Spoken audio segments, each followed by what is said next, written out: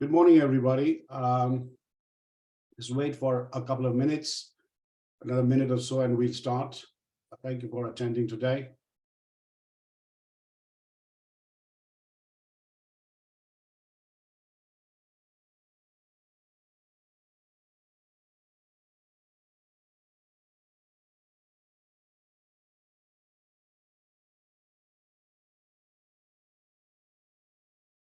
Good morning, Hitesh. If you can, this is a webinar, so whilst your mics and your video cameras are turned off, please don't try to turn them on until you've been allowed by the host, Lisa, and use the chat facility for any questions and answers. And it's going to be a very interactive kind of a session, lots of exercises. So a blank sheet of paper or a notepad would be very useful.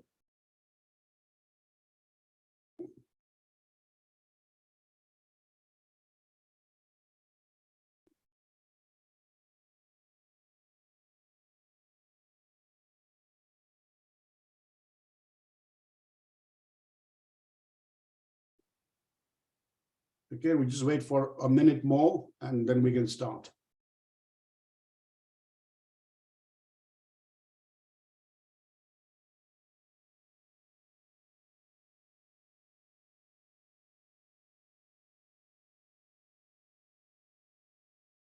Please use the chat facility to introduce yourself, to put any comments. We'll try to monitor it online and have an interactive session. So, okay, so another 30 seconds and we start.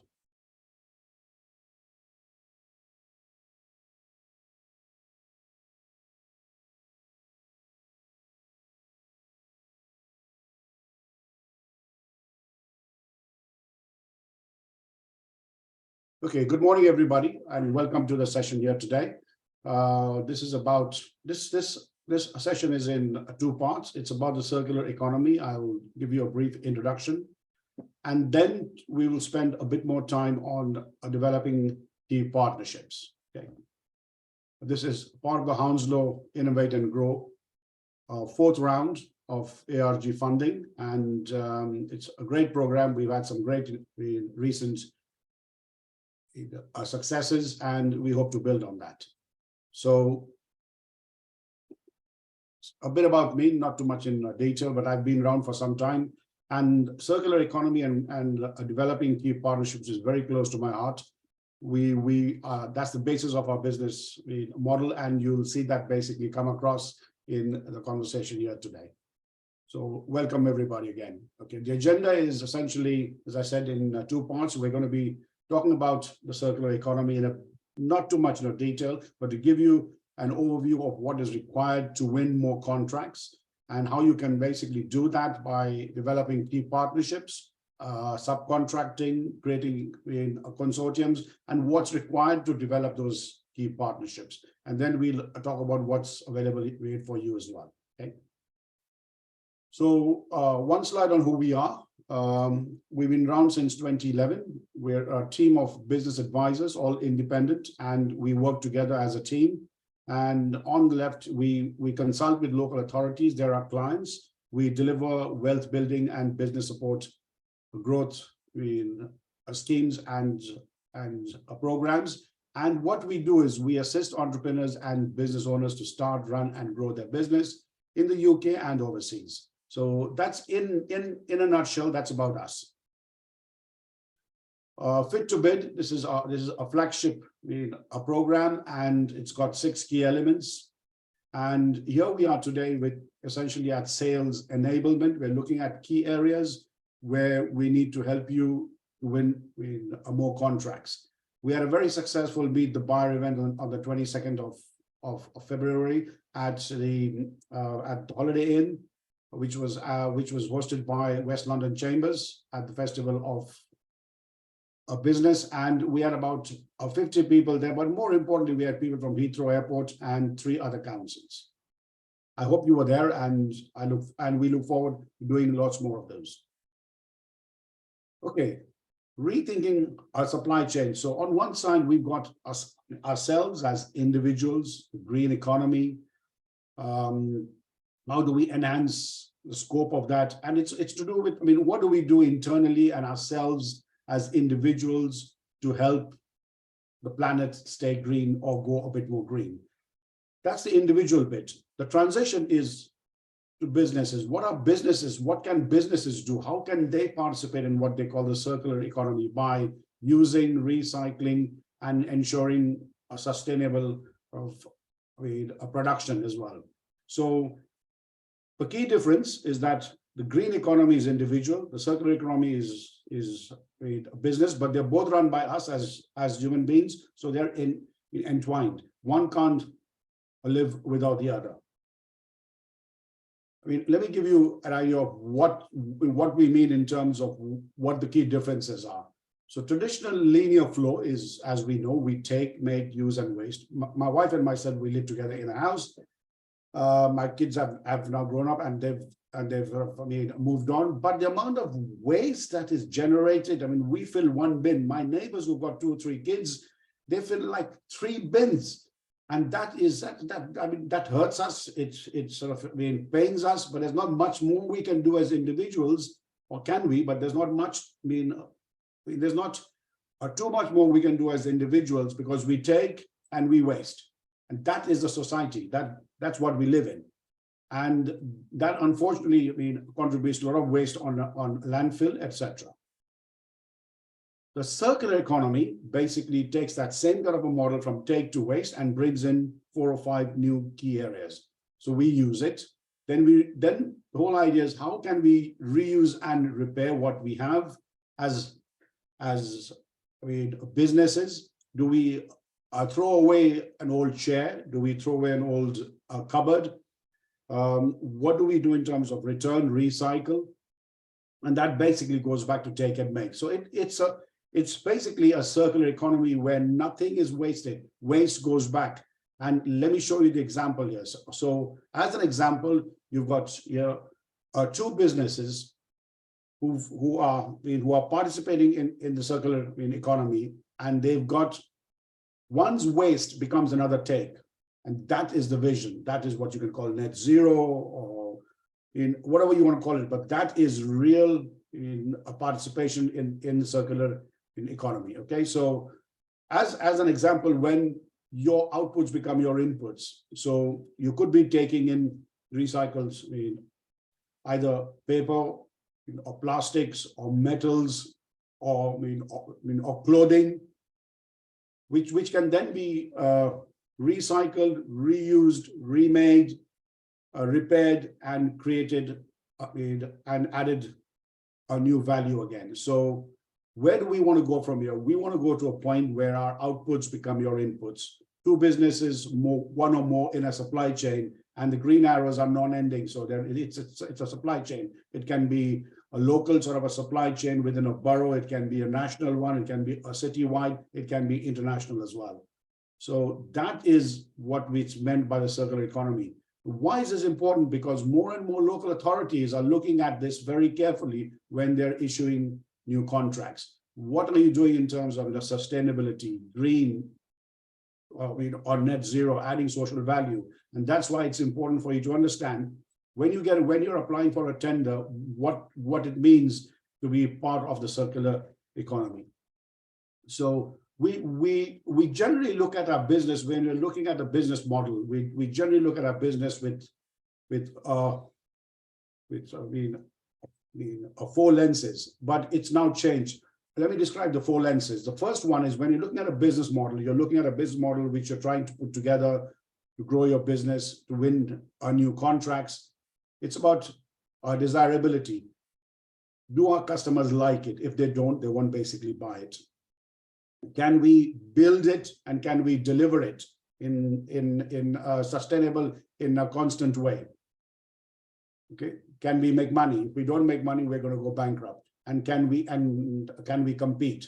So these were four traditional ways to look at your business, and they still stand. But there is a 5th version, which, especially coming to bids and new contracts with local authorities, with larger organizations as well who are looking at their CSR policies, their ESG policies. So how do we ensure impact? They're looking at what are you going to give back? What is the social value that you're going to give back? So your circular economy, basically participating in it, even if it's 1 or 2 lines, what you do with your waste, what you do with your broken items, what you buy, what you sell, how you communicate, what sort of, do you print lots of, many thousands of flyers? What do you do with your printing? What do you do with your cartridges? All that goes into your social economy, and essentially writing about that, mentioning that in your bids makes a big sort of a difference.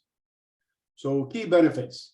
Okay, so once you read the operational sort of benefits, there are commercial ones. I want to draw your attention to the blue box. There are commercial. We all sell on price, on benefits, on value, on jobs to be done. And then there are impact key customers. Impact means we're all, if we walk into a superstore and we see that there are 2 types of coffees. One is a normal sort of a coffee, the other one is a fair trade. It looks equally good. It might be 50 pence or £1 more. A lot of people are buying that sort of a fair trade one. Why? Because it relates to value, it relates to purpose, it relates to impact. So again, in your bids and your tenders, when you submit a bid, what is that hook you're giving to your local authorities for them to say, haha, this client is doing something for the economy, for the community, for the world, as it were.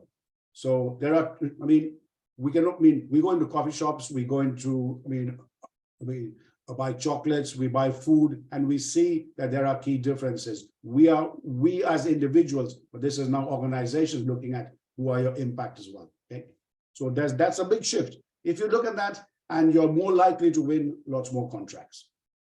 So in a summary, try and if you're in business, we try to participate in that as a business ourselves. We've got a certification as a low carbon of a user company.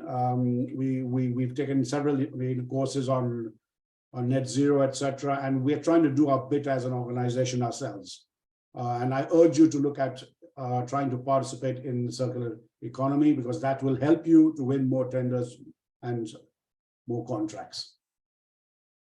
Okay, so there's a lot more information. That I said to you was a snapshot. There's a lot more information on this website called London. It's a government-based website and a company which essentially is they're the leaders, experts in circular economy. Go to their website. I would highly recommend that you visit their website and join lots of their free courses as well. Okay, they do certifications as well, detailed certifications, advanced, bronze, gold, silver, etc. as well.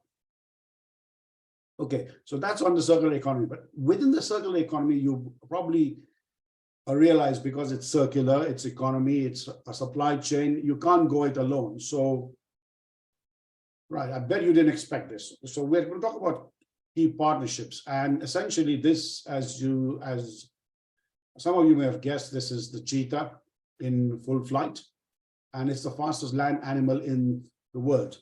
But there's a big but coming. Okay, it hunts alone. It's not very successful. It's very short-term, fast race. It gets tired very easily. It can't climb trees. Other cats can, but even lions can climb trees, but a cheetah can't. It runs away from bigger cats, and it's got a 50% success rate. At the end of a dry season, the sight of cheetah families lying on the ground is not very nice. But that's the reality. That's their business model. That's the ecosystem that they live in. On the other hand, in the same environment, you've got a herd of elephants who, if you look at it from a business point of view, then they never go hungry. They never go out of business. They go long distances. They always find water. They can't be attacked that easily. And they've been on for a long time. Why? Because they go together as a herd. So they create, but that's the point. Creating key partnerships and sustainable ones will help you to go far rather than go alone and go fast like the cheetah. some of you may have seen this slide here before, but I want to make a point here. It's taken our team 12 years to create this one slide. 12 years. That's the time it takes to create key partnerships, and we collaborate with, at any given time, with more than one of these organizations. This is the eco world that we live in. This is our herd. This is what we believe in, and we actively partner with these organizations. And I would urge you to think about working in a similar sort of a fashion as well. Okay, so what we're going to cover next, the next half an hour or so, are a few exercises. And we're going to talk about value exchange between your business model and a potential of a partner's one. And it's got to be in a value exchange. It can't only be what am I going to get out of them, and that doesn't work, as we know. It works for once, maybe once, if the partner is a bit desperate. But there is if you want to create a sustainable sort of a partnership, then we've got to exchange value between two business models. So what does that mean? So why partner? We partner because sometimes we don't have the capacity, the capability, the funding, the database, the market. We want on a positive side, we want to grow our business. We need economies of scale.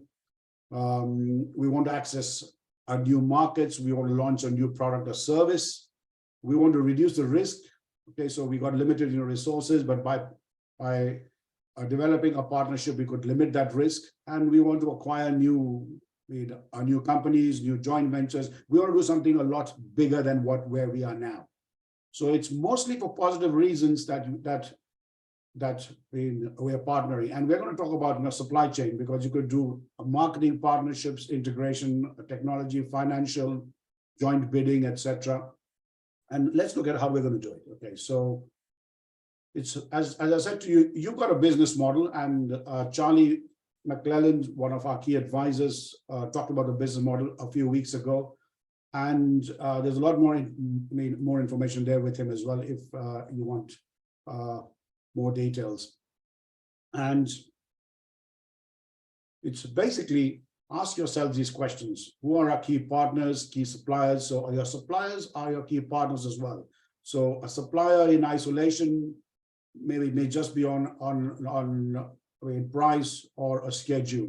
If you can convert that to a collaborative effort, if you can convert that to a partnership, you've got a long-term sustainability, a strong link in the supply chain. Again, you've got to ask yourselves which key resources and key activities. So let's do some exercises now. So the first exercise, you can put in the chat facility. Identify generally 3 successful key partnerships. I'm going to give you an idea as an example. Uber and its drivers, or Just Eat and its restaurants.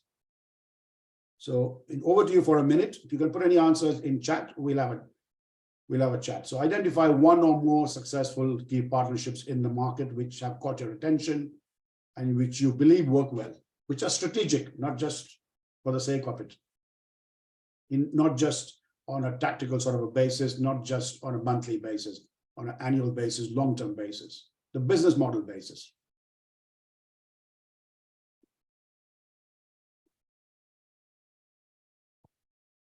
Right, I'm going to open the chat now.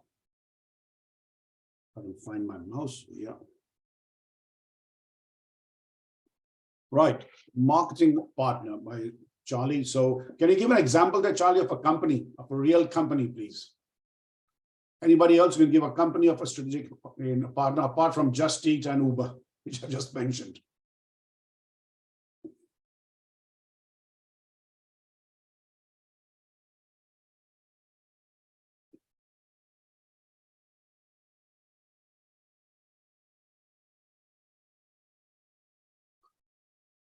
Okay, so a key partner. Any thoughts from anybody from chat before we move on? Because the next few slides, we're going to have to do some exercises. So what I'm going to suggest is, right, Nestle coffee and cafes. Perfect. Good point. Microsoft and its key partners. Right, so Thank you, Najma. You work as an immigration lawyer. The government has strategic partnership with various standards, technicians, VFS, very true. VFS is visa and something sort of a service, very true. So those are key partners. They rely on each other. It's just not a supplier sort of relationship. The government wants to get things done and wants to be able to outsource it, and they have to trust somebody, they have to rely on somebody. It's a long-term sort of a contract, much like what we are doing right now with the local authority. So we are a delivery partner of the local authority. A Branduin is a delivery partner of local authority. It collaborates, as an example, with chambers of commerce. Hence, Lisa at the chamber is hosting our events. That's our business model. Okay, so let's move on now. And I would recommend for the next few minutes, if you can open up a pad or a piece of paper, would be useful, because I'm going to ask you a question now about your business. You don't have to put it in chat. If you want to, you can. But I'm going to give you a minute and say, identify a potential strategic partner or supplier for your business. Someone new or someone existing that you're doing some work, but you want to build on. Ideally, someone new, or you can do an existing one. So who are your, look at your suppliers, who you want to really tie up together and create a strong link in the supply chain. Which of your suppliers and your partners are responsible for your key resources? What are you buying or what are you selling that you really need them? Without them, well, you'll have no business. That's really what it is. And what type of partnership would suit our needs? Do we need a financial sort of partnership? Is it based on money? Is it based on access to funding? Is it based on joint marketing? Is it based on a location? We need that location because we have to be there.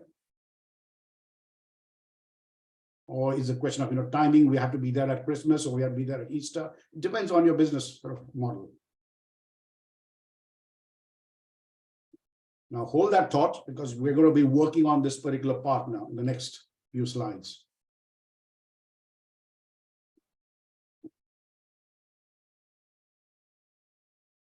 Okay, so you've identified a strategic sort of partner, and you can put a note there. Is it a supplier, or is it a customer, or is it a delivery partner? Is it a marketing partner?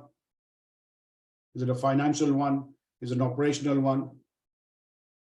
Okay, so the next exercise, therefore, is what assets do we need, do we seek, or to leverage? So in other words, what is our partner willing to offer us? Have you done that research? If not, you might need to do that research.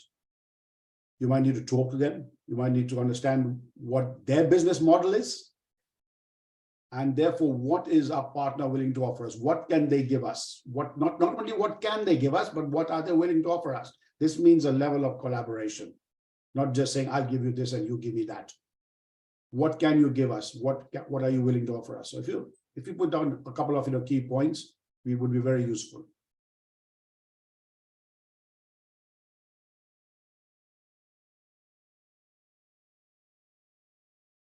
Okay, so I'll give you another 30 seconds or so.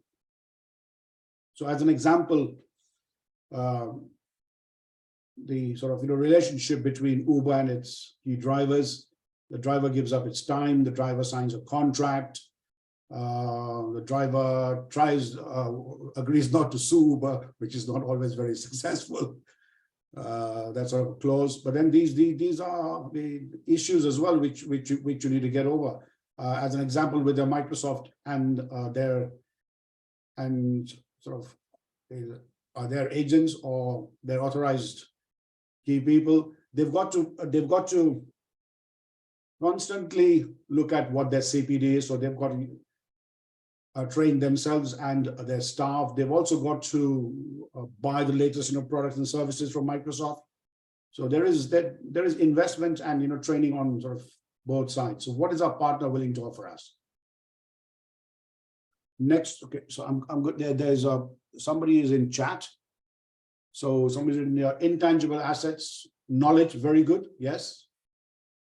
Knowledge of a particular sort of a territory of customers, contacts, lobbying groups, introductions to other decision makers? Absolutely. So next exercise. So what do we offer our partners? What does our partner value in us? We can offer a host of things. But that brings us on to our point. What is it that have you designed? Can you design your products and services to meet somebody else's requirements, to meet a procurement? So what we're saying is, what is the partner, what is the local authority, what is the chamber, what is the supplier, what is the key customer, a key delivery agent? What do you think they value in us? And the best way to find out is occasionally ask them, what are we doing well? What you're doing well internally may be good not only for you, but also for your partner. What you're doing well externally may be good for you, but not for your partner. So you want to find out what your potential partner values in us. I like your organization because you do this. One of the things we learned as a company, Branduin, we've been recently told by 2 local authorities that Branduin over-delivers. So I've come to the conclusion now that unless we over-deliver, we under-deliver. So we have to, if we want to go all out to deliver, that's what local authorities like about us. We over-deliver, not at an extraordinary cost to us, but it's just our attitude and our approach to our delivery. We are committed to it. There's no 2 ways about it. Okay, we take care of every tiny SME request and we answer that. So that's my point as well. So what does your partner value in us? What is it that you're offering that your partner will value? Not just what you're offering, but what is it that your partner will value?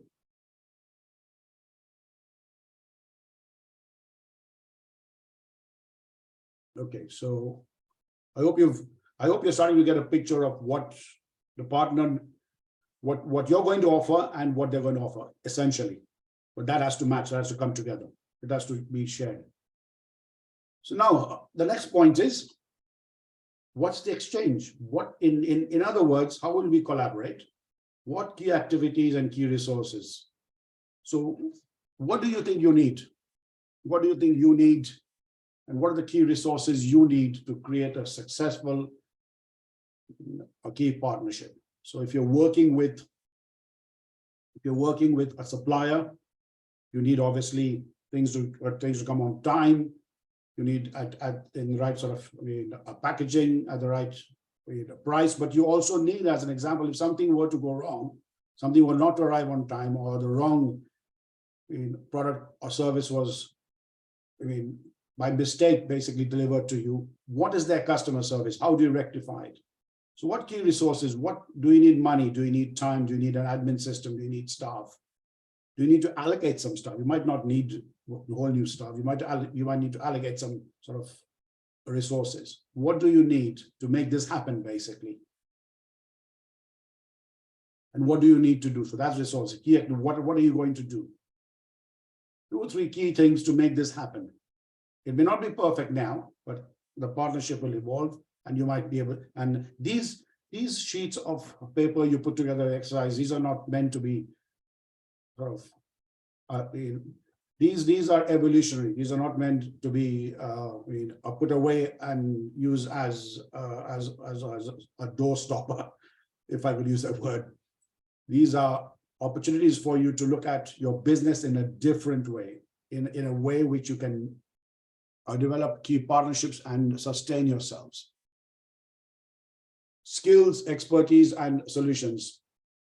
Well said, Hitesh. That's absolutely true.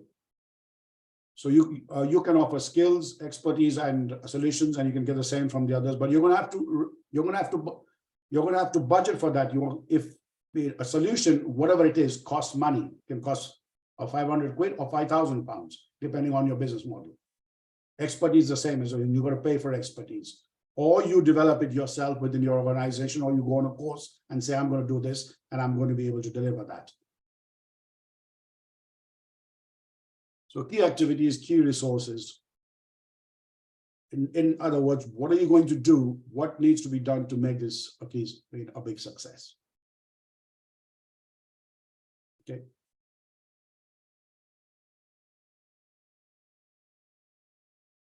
So the next slide then is, okay, so you've got a partnership, you've put some sort of, you put your thoughts together. Now, how are you going to measure it? How are you going to, what is expected outcome? What do you expect from this sort of partnership? If I put together a partnership with a chamber, I know my expectations. So put together a partnership with a delivery agent or a delivery sort of member, I know my expectations. So if you've got a supplier and you're going to create a partnership with them, what is the expected outcome?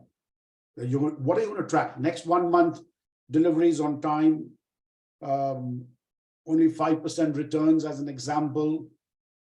95% is absolutely sort of accurate. Invoices paid on time. You've accessed a market, emails gone out, or the funding has been jointly been sort of put together. Any examples there?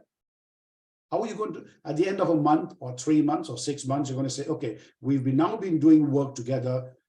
We moved on from a supplier customer sort of relationship. We've created a strong link in the supply chain. So we are linked together. We are a partner. We are collaborating. After 6 months, how are you going to review it? What are the expected outcomes? What do you expect? What is expected? So a couple of key points here would help you.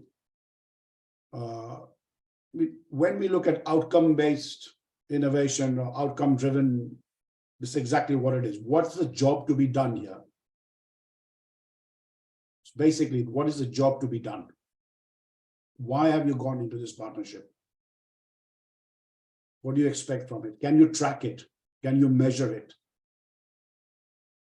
This is the bottom line, basically, of a successful and a sustainable sort of partnership. And that's what I meant by not just a one-off. It's a long-term sort of partnership.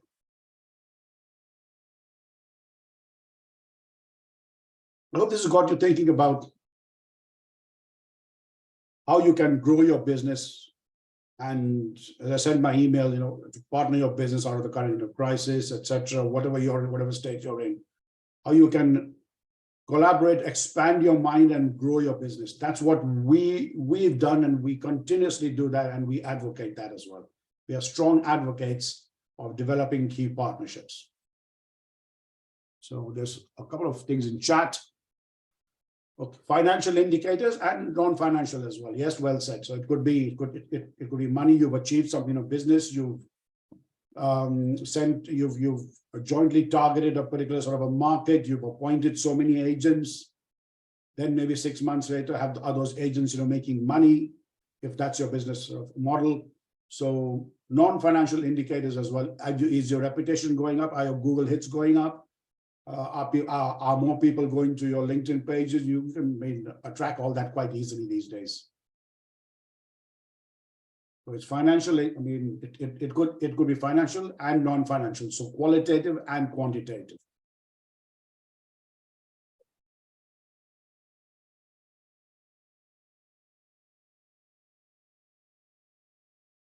Okay, so we looked at what you're going to do for us, what we're going to do for you.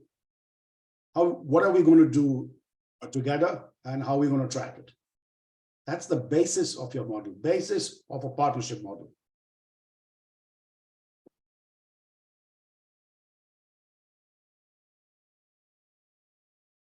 Okay, so the next thing you ought to look at is some sort of an agreement. And these can be fairly simple. This can be an email exchange saying, we're going to do this and send me your invoice. Or if it's more complicated, you might need to get hold of a commercial lawyer. These days you can get a lot of stuff on the web as well. You can get web lawyers, and it's not that, it depends on the size of your business. We are SMEs, so we're not talking about the likes of IBM and Uber at this stage. So it doesn't have to be sort of too complicated, but you should have an agreement, whether it's an exchange of emails and sign-offs, Or if it's a bit more complicated, it involves larger sums. It involves mortgages. It involves sort of financial key charges, or you've got to do something which involves getting a loan. Then you will have to have something in writing, as it were.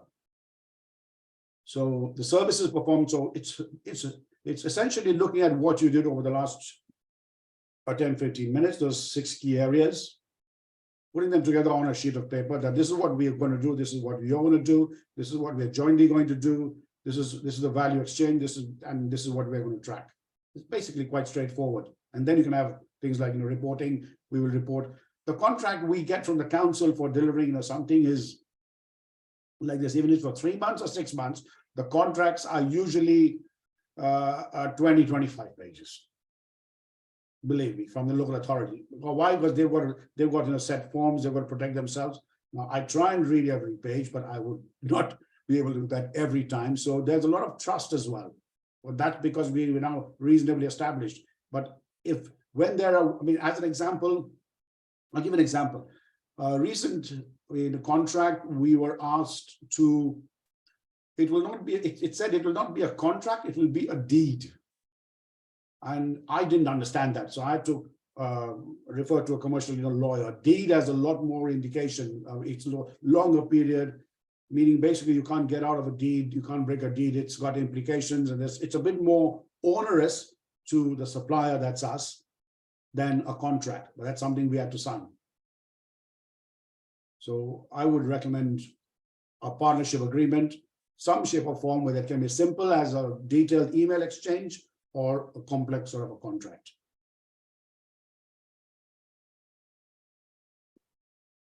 Right.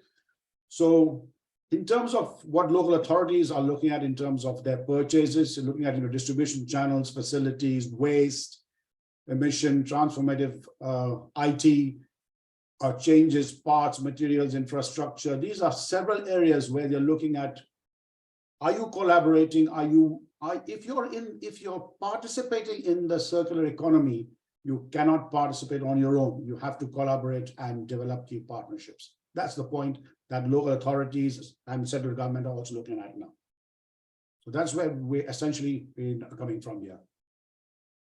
Okay. So case study 1, some of you may know them, is Ruth Ann and her partner Ian. They're based in Southall. They have a yard, and we've been working with them for a few years now, and they are fantastic. They are leaders in the circular economy in their field. So this business is a SME. It's a reasonable size SME. 5 or 6 key staff. They have 2 or 3 giant Arctics and some vans, and they do all sorts of things with their pallets. So they buy and sell pallets. They deliver. They clear pallets from restaurants, from larger companies, from local authorities. They recycle and repair. They've got a recycle and repair station. So they add value. They buy broken stuff, or some of it comes broken. They repair that, and some of it goes to DIY projects in the local sort of community. So if you're running a charity or you've got some spare space, you can even put together a coffee table made of local broken pallets. But aside from the jokes, this is that sort of a company where local authorities, larger organizations, larger trade bodies, companies working out of Heathrow. We've recently introduced them to Heathrow at the summit on the 22nd. Ruth Ann was there, and she asked a question which got a clap, not the answer, but a question got a clap, which is extraordinary. And so this is a good example of reuse, repair, recycle. Another case study with Sarah, which Charlie McClelland, our key advisor at Hillingdon, was responsible for, and she looks at, and she's a commercial kitchen sort of a cleaner. So after having been through her programs, she went through and she's got won a lot of contracts. She was even shortlisted. She got shocked. She was shortlisted for the Royal for cleaning the castles as well. Okay, she's done one of the jobs, I believe. She won't, talk to us much about it, which obviously is confidential. But she got on that short list as well, which is fantastic. And we've introduced her to a lot of local authorities, which was there at Hammersmith as well a few months ago. And this is another example of cleaning services create waste, etc. So what she's doing is she's clearly and actively participating in the circular economy. Okay, so these are two key case studies. So in summary, identify your business challenge, which you've done. Do some research on the partner. There's lots of stuff on the web. If you're using AI, you can use AI to get more detailed information on the web as well. Look at the reasons for partnering. Is it going to be good not only for you or for me, but it's going to be good for them as well? That's what it means. It's a partnership. Partnership has a handshake. Okay, it's not just I'll take from you or you take from me. It's a handshake. Use the canvas which I've shown you just now earlier. You can Google as well partnership canvas, get a lot more details. Shortlist your partners. So just don't go for one only. I mean, there may be some key bodies you have to work with. Okay, then it becomes more of collaboration as well, that you're embedded with them. But you can engage with some key partners. Find out within a month or 3 months or in the first discussion, if they want too much from you, then you're not the right person, or they are the right ones for you. If you want too much from them, they will think the same as well. Design your partnership. When I say your prototype, it doesn't mean create a product or service, but say, let's test this partnership for a couple of months. Let's test it, set some measures, and let's test it after 2 or 3 months, see if it's worked, and then we build on that. Okay, so test, experiment, refine, and launch. So the key questions to ask are: who are our key partners? Who are our key suppliers? And which key resources are we acquiring from them? And which key activities do partners perform for us, and vice versa? So you can see here with the blue arrows, it's an exchange of value with two business models.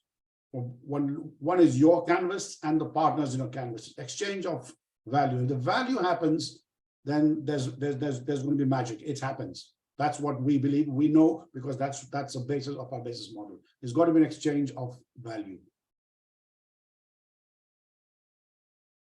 So where to find new opportunities? Bids, tenders, and key portals.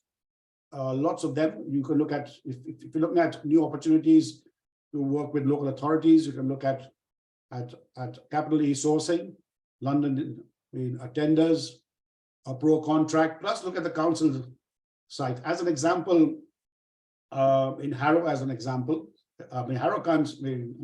Harrow Council, all councils have a procurement sort of a page on their website. Harrow Council, I'm giving you an example of a good one, where they have a spreadsheet, an open sort of a transparent sheet, where you can go in and you can see all the contracts available with values on them, with key work packages from 10K to 100K to £3 million over the next 3 to 5 years.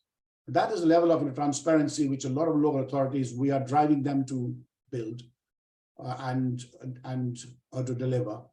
But that's an example. So every council has a procurement website. Every council has a procurement email address.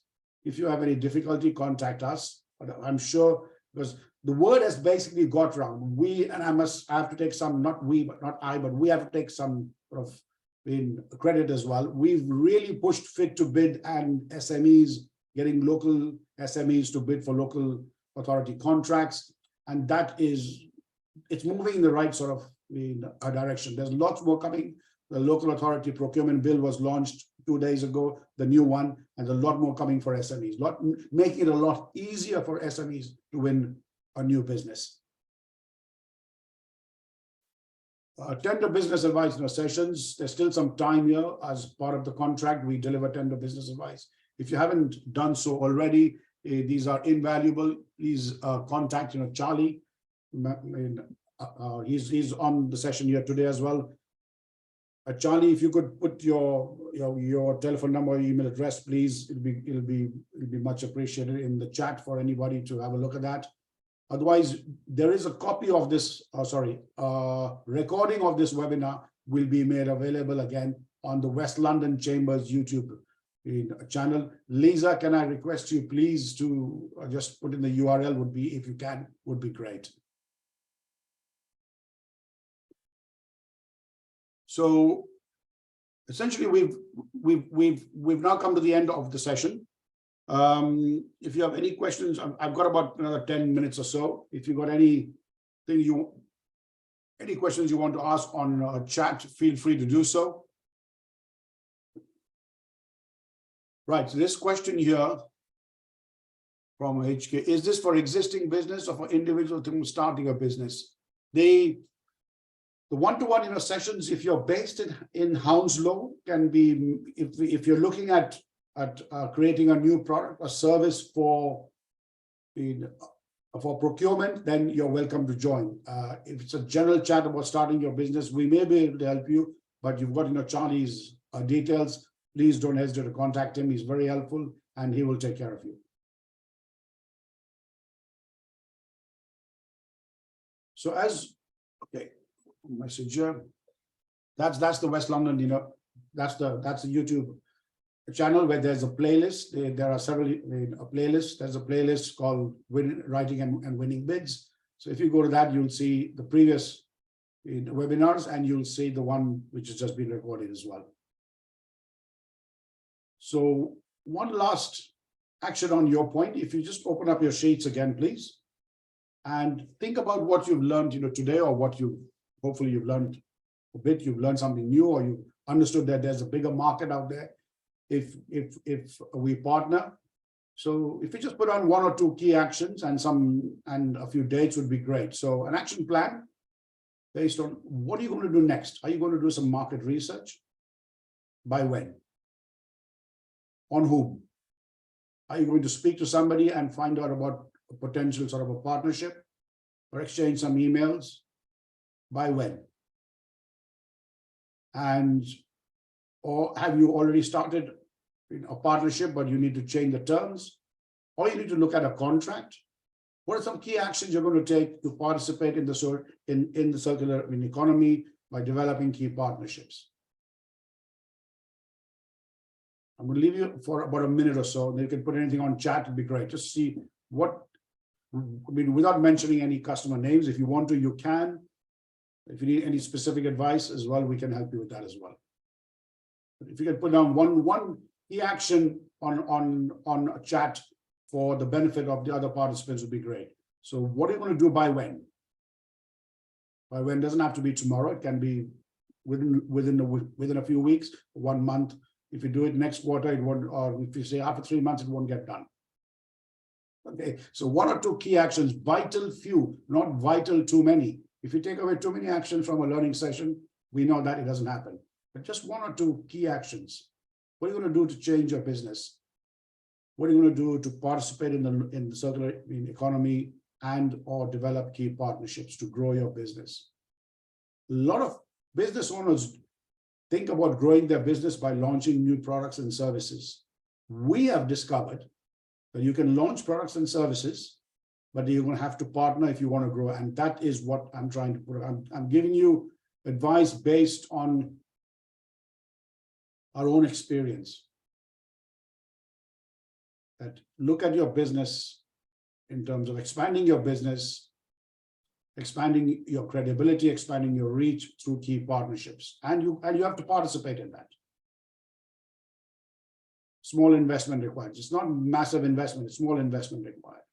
So it's a bit of time and investment. It does pay off. 6 months, 1 year later, you will see your business is at a different level.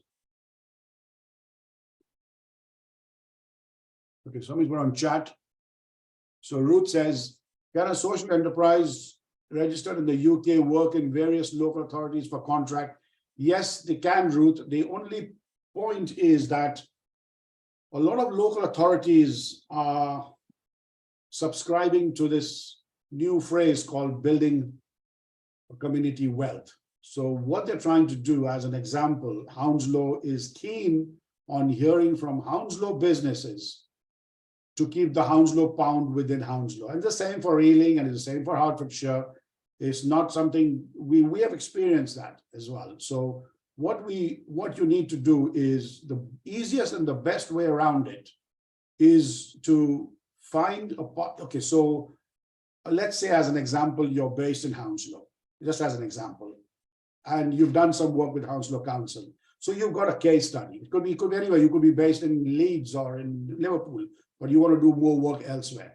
So I'm going to use the version of the example of Hounslow. So you're based in Hounslow, you've done some work with the local authority, either directly or through a charity group or some organization or another commercial sort of a partner.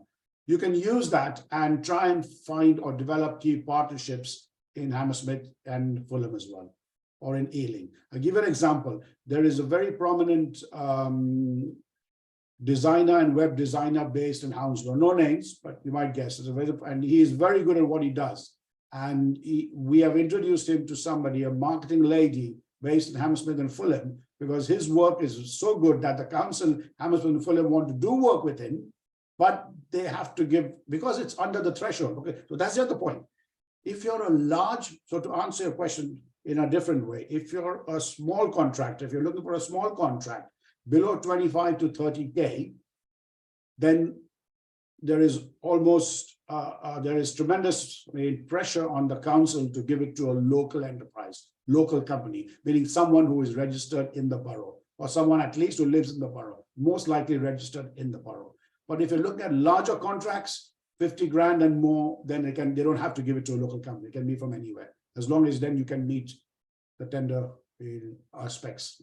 So hope that helps. But I would encourage, if you're looking to do work in other boroughs, to partner with the chamber, with the local authority, with the local sort of a company who will complement and supplement your skills and your capacity. You might bring something which they don't have, and they might give you something which you don't have. But that's the basis of a partnership, and the council will look at that very, very well. Yes, we can. I'm in touch with you on email, so I will do that to you, no problem. I will put you through to a bid writer. We have an expert within our team, Noshid. He runs a social care company himself, and I will send you some details later on today by email. Okay, great. Any other questions? Otherwise, we have another 6, 7 or so minutes. Anything else you want to ask, or we can end it now? Anything you want to add? And any comments? Let's leave it open for a couple of minutes more, and then we can end it. So anything on chat would be useful. I think there are still, if you're based in Hounslow, there are still a few places on one-to-one sessions. Don't hesitate to contact either me or Charlie. We'll put you through to them.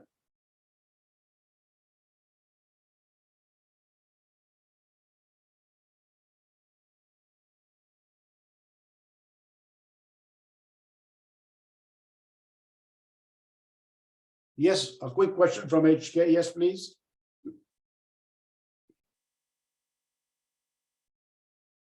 You're welcome, Najma. We'll speak to you soon again. Yes, we will, Ruth. And Ruth, I will send you that email. Right. So the question here is, thank you, Hitesh. Thank you too. Okay, so 3D printing is being used extensively in many industries, right? So what is the question? That's a well-known fact. So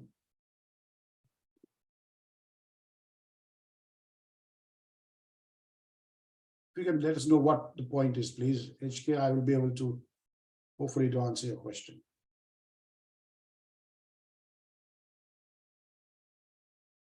"3D printing is on the up. People are using it extensively." True.